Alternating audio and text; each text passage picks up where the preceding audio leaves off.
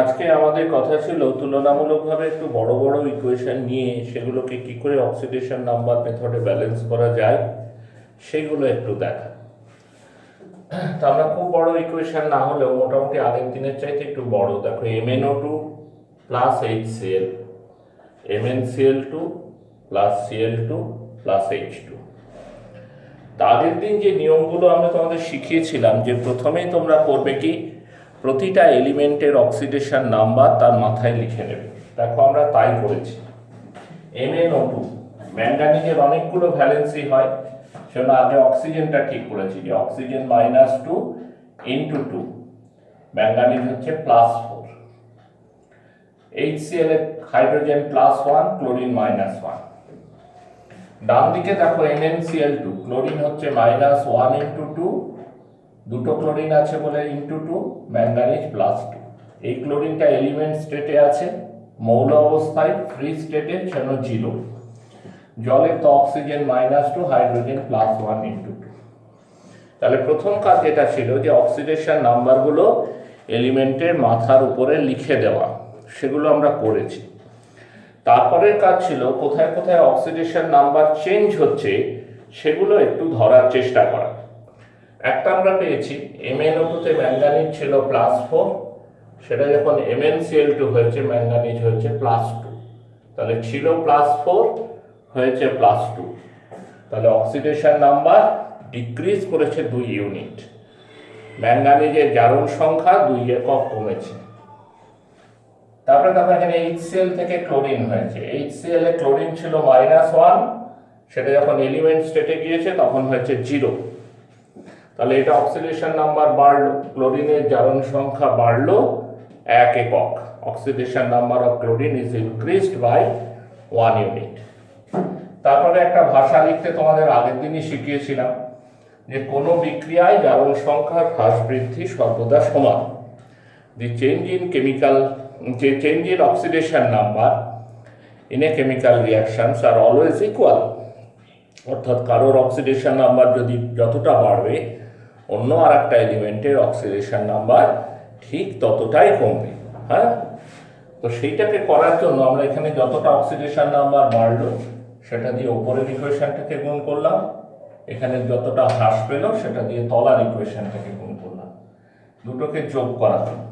ঠিক আছে, কিন্তু সমস্যা হলো আগের দিনে যে তিনটে আমরা ইকুয়েশন সলভ করেছিলাম, তিনটে ক্ষেত্রে দেখেছিলাম যে আমার ব্যালেন্সের কাজটা হয়ে গিয়েছে। এখানে কেবল জল থাকলে সেটা মুখে মুখে মেলাতে হচ্ছিল।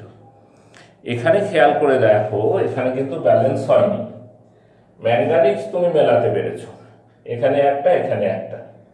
হাইড্রোজেন অক্সিজেন মেলানোর প্রশ্ন আসে না, কারণ জল আসেনি, ওটা শেষে গিয়ে মুখে মুখে মেলাতে হবে।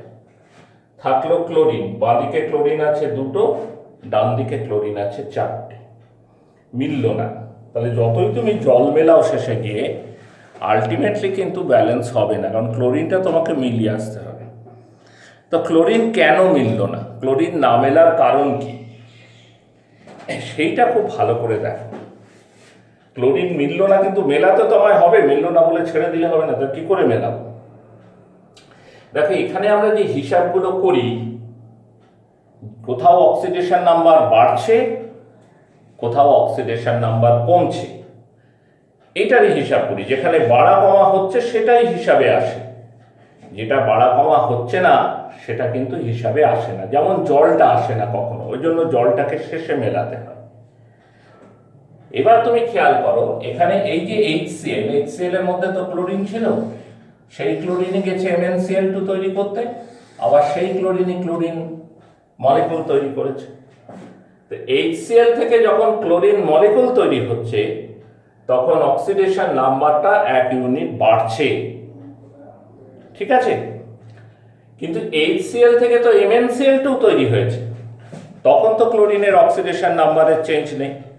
দেখো HCl এও ক্লোরিন -1, MnCl2 তেও ক্লোরিন -1, চেঞ্জ হয়নি, সেই জন্য দেখো সেটাই হিসাবের মধ্যে নেই। আমরা MnO2 থেকে MnCl2 তৈরি হয়েছে হিসাব কষেছি, কিন্তু HCl থেকেও তো MnCl2 তৈরি হয়েছে, ক্লোরিনটা এলো থেকে HCl থেকে এলো, সেটা আমাদের হিসাবের মধ্যে এলো না। কেন এলো না? না সেখানে অক্সিডেশন নাম্বারের কোনো চেঞ্জ হয়নি। তো তোমরা এখানে লেখো যে বিক্রিয়াতে in the chemical reaction, in this reaction, when MnCl2 is produced from HCl, HCl থেকে MnCl2 তৈরি হওয়ার সময় বিক্রিয়াতে HCl থেকে MnCl2 তৈরি হওয়ার সময় in this chemical reaction, when MnCl2 is produced from HCl, there is no change in oxidation number. মৌলের জারণ সংখ্যার কোনো পরিবর্তন হয়নি। HCl থেকে MnCl2 তৈরি হওয়ার সময় ক্লোরিনের জারণ সংখ্যার কোনো পরিবর্তন হয়নি। In the chemical reaction, when MnCl2 is produced from HCl, there is no change in oxidation number of chlorine. এটা লিখতে হবে, আমি বারবার করে বলছি এটা লিখতে হবে যে বিক্রিয়াতে HCl থেকে MnCl2 তৈরি হওয়ার সময় ক্লোরিনের জারণ সংখ্যার কোনো পরিবর্তন হয়নি। There is no change in oxidation number when MnCl2 is produced from HCl. ঠিক আছে, এইবার লিখবে বিক্রিয়াতে এক অণু MnCl2 তৈরি হয়েছে। Only one molecules of MnCl2 is produced in this reaction. বিক্রিয়াতে এক অণু MnCl2 তৈরি হয়েছে। Only one molecules of MnCl2 is produced in this reaction. বিক্রিয়াতে এক অণু MnCl2 তৈরি হয়েছে। Only one molecules of MnCl2 is produced in this reaction. সুতরাং আরো দুই অণু HCl বিক্রিয়াতে অংশ নেবে। So another two molecules of HCl are taking part in the reaction. এক অণু MnCl2 তৈরি হয়েছে, সুতরাং আরো দুই অণু HCl বিক্রিয়ার অংশ নেবে। One molecule of MnCl2 is produced in this reaction, so another two molecules of HCl are taking part in this reaction. সুতরাং সর্বমোট চার অণু HCl বিক্রিয়া করবে। So overall 4 molecules of HCl are taking part in this reaction. কেন কথাটা আসছে? দেখো একটা MnCl2 অণু যদি তৈরি হয়, একটা MnCl2 মলিকুল, একটা MnCl2 মলিকুলের মধ্যে কটা ক্লোরিন আছে? দুটো। দুটো ক্লোরিন পেতে গেলে কটা HCl লাগবে? দুটো HCl লাগবে। সেজন্য বলা হয়েছে যে একটা MnCl2 তৈরি হয়েছে, তার ক্লোরিনটা আসছে HCl থেকে। একটা MnCl2 তৈরি হতে গেলে কতগুলো HCl লাগবে? দুই মলিকুল HCl লাগবে, দুই অণু HCl লাগবে। আর দুই অণু HCl তো আগেই লেগেছে, আমরা দেখেছি এই ক্লোরিনটা তৈরির জন্য। এবার MnCl2 তৈরির জন্য আরো দুই অণু HCl লাগবে। সুতরাং সর্বমোট overall 4 molecules of HCl are taking part in this reaction. এই কথাগুলো লিখবে এখানে, না লিখে কিছু করতে কিন্তু একদম কেটে গোল্লা করে দেবে। বিক্রিয়াতে HCl থেকে MnCl2 তৈরি হওয়ার সময় ক্লোরিনের জারণ সংখ্যার কোনো পরিবর্তন হয়নি।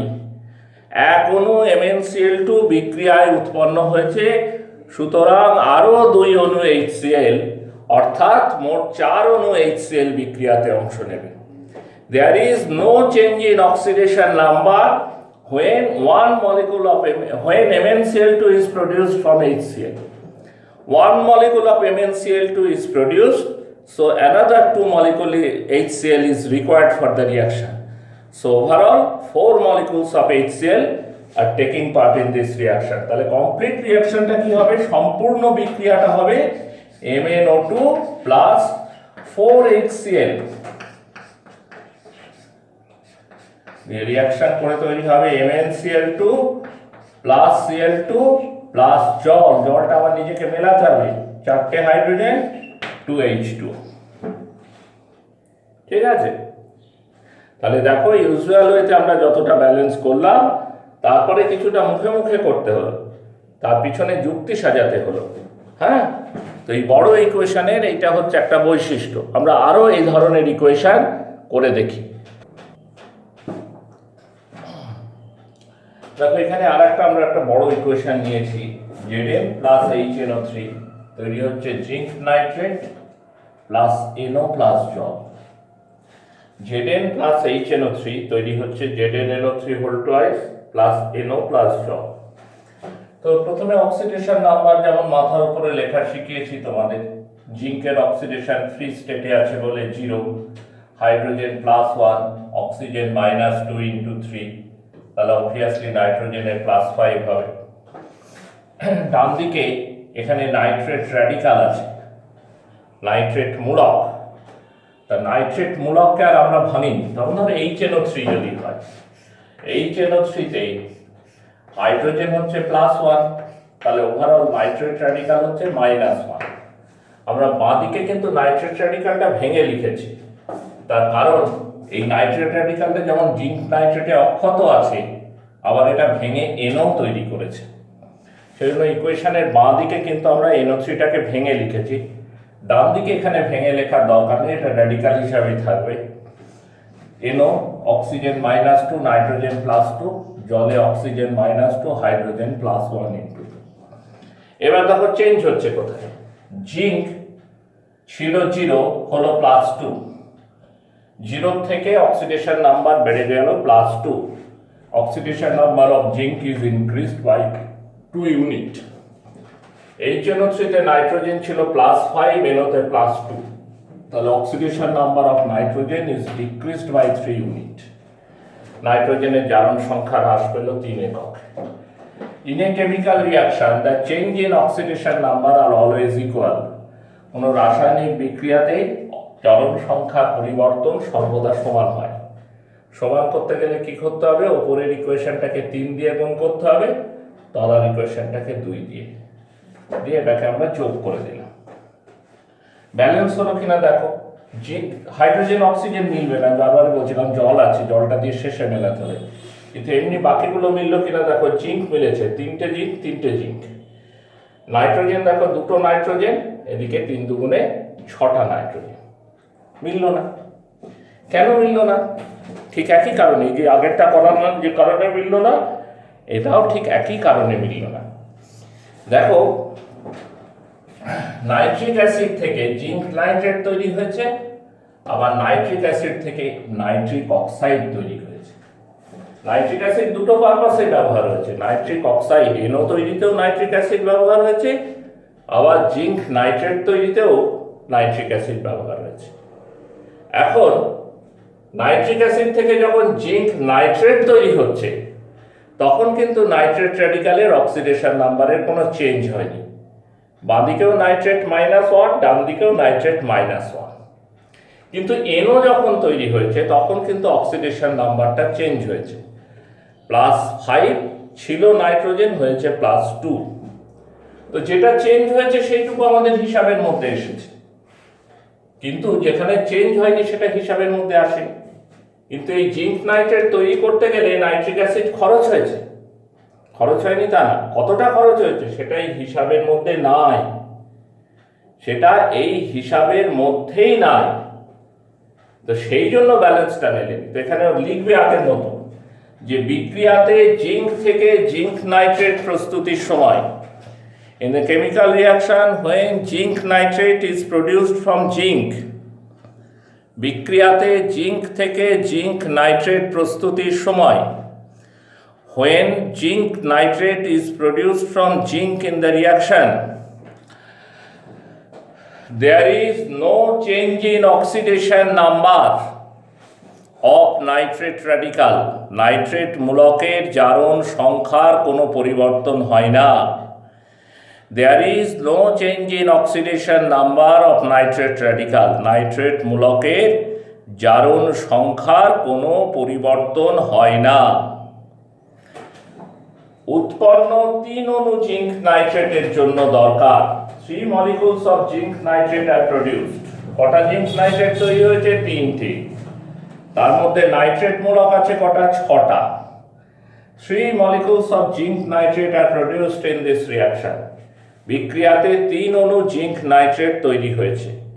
তো 3 অণু জিঙ্ক নাইট্রেট তৈরি করতে গেলে কটা নাইট্রেট র্যাডিকাল লাগবে? 3 দুগুণে 6টা। এই গোটাটাই নাইট্রিক অ্যাসিড থেকে আসবে। লিখবে বিক্রিয়াতে 3 অণু জিঙ্ক নাইট্রেট তৈরি হয়েছে। 3 molecules of zinc nitrate are produced in this reaction. সুতরাং আরও 6 অণু HNO3 বিক্রিয়ায় অংশ নেবে। এখানে যে দুটো অংশ নিচ্ছে সে তো নেবেই, সেটা NO তৈরির জন্য, কিন্তু এইটা তৈরির জন্য আরো 6 অণু নাইট্রিক অ্যাসিড লাগবে। So another 6 molecules of nitric acid are taking part in the reaction. অর্থাৎ সর্বমোট 8 অণু নাইট্রিক অ্যাসিড বিক্রিয়াতে অংশ নেবে। So overall 8 molecules of nitric acid are taking part in the reaction. আবারও বলি গোটাটা, বিক্রিয়াতে নাইট্রিক অ্যাসিড থেকে জিঙ্ক নাইট্রেট তৈরি হওয়ার সময় নাইট্রেট মূলকের জারণ সংখ্যার কোনো পরিবর্তন হয়নি। এখানে লিখতে হবে কথাগুলো। 3 অণু জিঙ্ক নাইট্রেট এই বিক্রিয়াতে তৈরি হয়েছে, সুতরাং আরও 6 অণু নাইট্রিক অ্যাসিড অর্থাৎ মোট 8 অণু নাইট্রিক অ্যাসিড বিক্রিয়াতে অংশ নেবে। There is no change in oxidation number of nitrate radical when zinc nitrate is produced from nitric acid. Here 3 molecules of zinc nitrate are formed, so another 6 molecules of HNO3 are taking part in the reaction. Therefore, overall 8 molecules of nitric acid are taking part. So complete reaction is 3Zn plus 8HNO3. এবার আমরা একদম সমান চিহ্ন বসিয়ে দেব, 3ZnNO3 whole twice plus 2NO, আর জলটা তো নিজেদের মেলাতে হবে বলেছি, 8টা হাইড্রোজেন আছে, সুতরাং 4H2, এগুলো সব মিলে যাবে, 3Zn 3Zn, 8টা নাইট্রোজেন আছে, ঠিক আছে। এই দেখো 3 দুগুণে 6টা নাইট্রোজেন আর 2টো 8টা নাইট্রোজেন, 8টা হাইড্রোজেন আছে, 8টা হাইড্রোজেন। অক্সিজেন আছে কত দেখো, 3 8 24টা, এখানে 3 দুগুণে 6, 3 6 18টা এখানেই আছে, এই দুটো 20 আর এই 4টে 24। ব্যালেন্স করার পর সবসময় নিজে একবার করে মিলিয়ে দেখে নেবে। তো এই হলো এক ধরনের বড় বড় ইকুয়েশন, তাদের ব্যালেন্স, যেটা অনেকটা নিজেদের শেষ পর্যন্ত গিয়ে মেলাতে হয়, হ্যাঁ, যুক্তির সাহায্যে প্রতিষ্ঠা করে মেলাতে হয়। আমরা পরবর্তী ক্লাসে এই ধরনের আরও কিছু ইকুয়েশনের ব্যালেন্স করে তোমাদের সামনে রাখব। আজকে এই পর্যন্ত।